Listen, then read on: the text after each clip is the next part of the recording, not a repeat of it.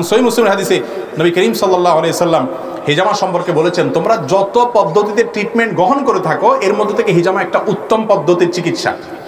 এবং নবী সাল্লাল্লাহু আলাইহি সাল্লাম নিজে হিজামা গ্রহণ করেছেন, সিঙ্গা নিয়েছেন।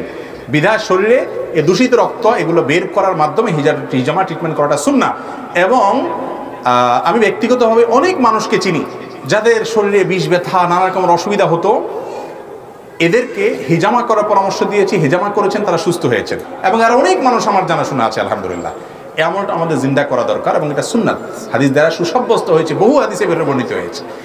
এবং এই ক্ষেত্রে বিশেষ করে যাদের জাদুগ্রস্ত, জাদুর কারণে শরীরে অনেক সময় দূষিত রক্ত হয়ে যায়, দুষ্ট জিন শয়তানের প্রভাবে অনেক সময় হয়, এগুলো হিজামার মাধ্যমে যখন বের করে ফেলা হয় মানুষ সুস্থ ফিল করে। এবং এ জাতীয় অদৃশ্য যে সমস্যাগুলো বিশেষ করে হয় দুষ্ট জিনের তরফ থেকে, এগুলোর ক্ষেত্রে হিজামা, সেহের বা জাদুর ক্ষেত্রে, ব্ল্যাক ম্যাজিকের ক্ষেত্রে হিজামা অনেক বেশি উপকারী।